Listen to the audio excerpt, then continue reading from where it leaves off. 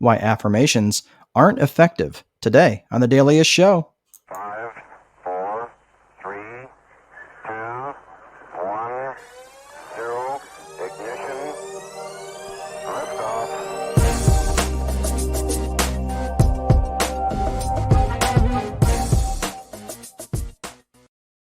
Hello, everyone. Welcome to the Daily Ish Show, where we're talking about the time wealthy advantage for anybody who is looking to get more white space on your calendar. It is really good to see you.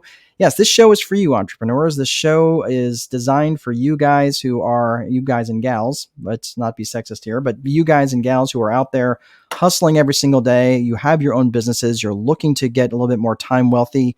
And maybe some of you want to get rental properties in the mix on that. But either way, it doesn't really matter to me because I just want you to have more white space on your calendar. Welcome to the Daily Ish Show.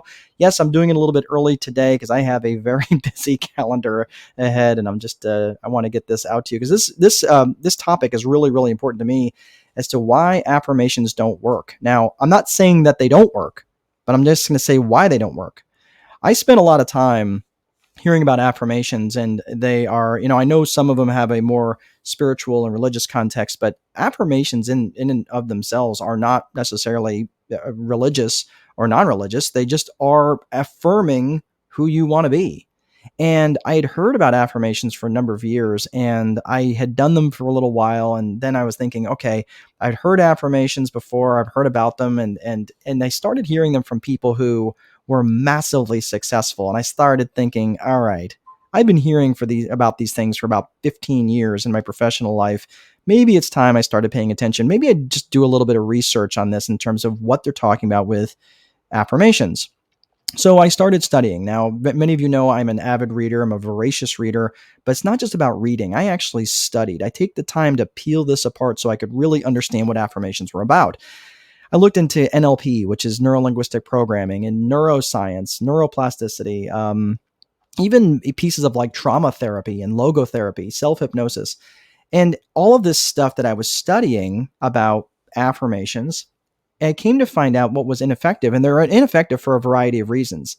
Not that they're ineffective. In fact, they're massively effective. But the reason that they're ineffective is because of just people are doing them wrong. Okay. So I'm going to talk about this over the next couple of minutes in terms of what I think that you can do to help make affirmations much more effective and help program this most amazing computer that God has given us. Right. Especially as entrepreneurs. Right now, we face tens of thousands of negative thoughts and criticisms each and every day. Right. Especially if you are an entrepreneur out there, or a small business owner, or maybe you've got a side hustle. How often is someone celebrating you for your success, right? Has it ever happened? Ever? Some small business owners go the entire life of their career and never get like celebrated for anything good, right? They're always dealing with negative thoughts all day. Well, the fact is, in my research, I discovered that we have 50,000 internal thoughts each and every day. What will surprise you, and actually kind of want to make me throw up in my mouth a little bit when I've learned this, is that 80% of them are negative. 80%. That means 40,000 thoughts that we have every single day are negative, where we're saying, well, gee, that was stupid, or, I doubt I could do that, or, that's out of my league. No, 40,000 times. Now, that means 40,000 times today we're having that thought. But guess what? It's the same thought we had yesterday, and then the same thoughts we had yesterday, and the same thoughts we had the day before that, and the day before that. And what about the thoughts tomorrow, which we're having 40,000 negative thoughts tomorrow, and the day after that, and the day after that? It's amazing how hard we are on ourselves. So a good way to offset all this negative self-talk that we have is to inject, of course, some positive self-talk, and especially in the form of affirmations. Now, this is something that I go over in my 2-day event, the Time Wealthy Advantage, but I'm going to hit the high points here. Okay. So first of all, the reason that most people don't have success with affirmations is because they're not tied to any particular emotion, right? They're just going about it like, oh, I am the best. I am the best, right? Do you remember? Let me ask you something. Now, some of you I know are younger that watch this show, but let me ask you, do you remember specifically where you were on 9/11, on September 11th, right? If you're old enough to remember, you probably have a very specific memory tied to that day. It was a horrible day for us as Americans. Now, let me ask you this. Do you remember where you were on September 20th of that same year? No? Well, the reason is because it's not tied. That is because that's that day is not tied to a particular deep emotion for you. Now, unless somebody passed away on that day or whatever. But if you're too young to remember 9/11, think of another time when a particularly emotional event happened to you in your life. Perhaps maybe it was the first time someone broke up with you or someone close to you passed away. You remember where you were and those particular events because they're tied to a specific emotion, a deep emotion. Now, the same could be said for your affirmations. If you're just saying over and over again, like, I am the greatest, without evoking any particular emotion while saying it, the affirmation is not going to make any impact.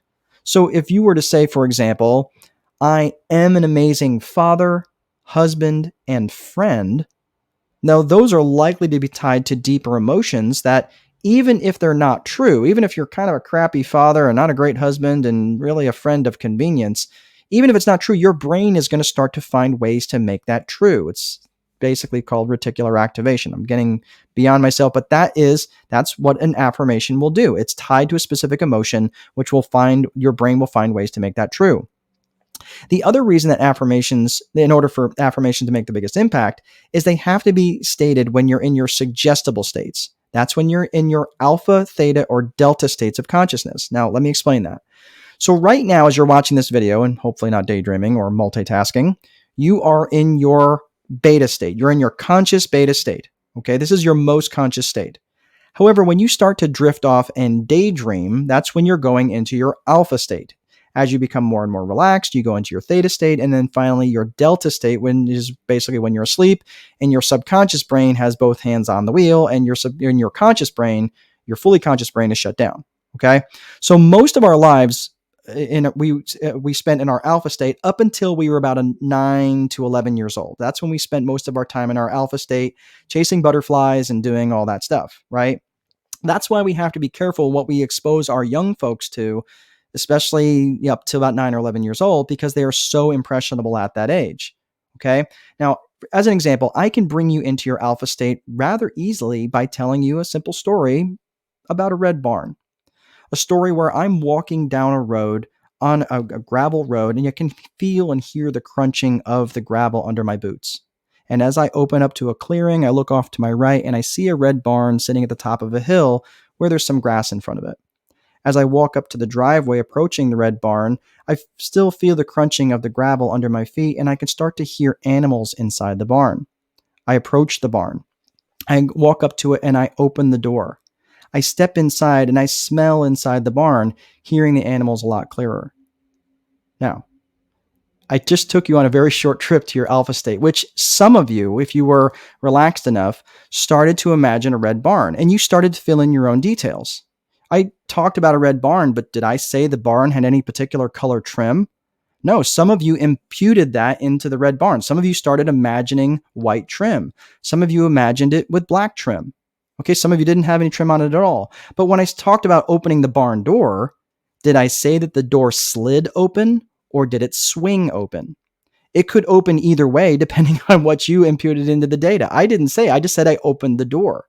Now, what did you smell inside the barn? Some said hay. Some might say poop. Some might say the smell of oil from an old tractor, right? What animals did you hear? Some might say horses or cows or pigs, whatever. But my point here is that we swing back and forth between our conscious beta state, which is our conscious brain, and our subconscious alpha states all throughout the day.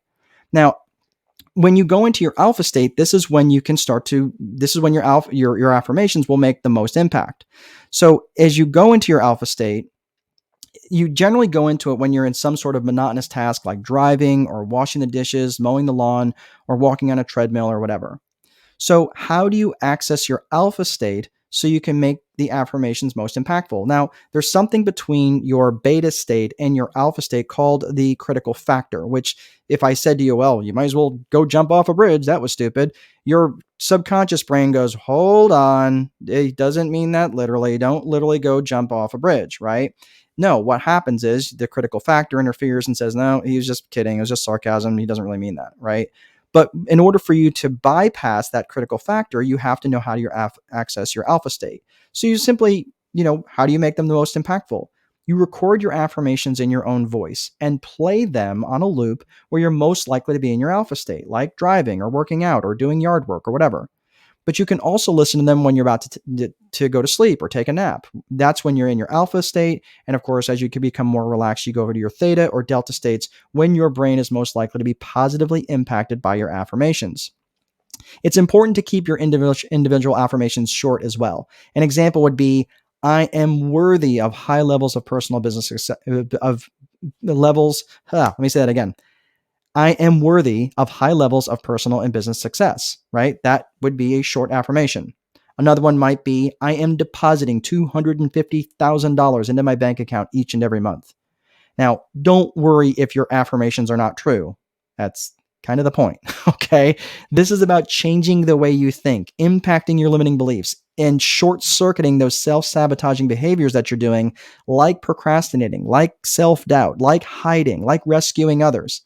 How awesome would that be to be done with all that stuff, right? One final thing, and we're going to wrap up. One final thing to note is that most people don't do their affirmations often enough. I do my affirmations multiple times throughout the day.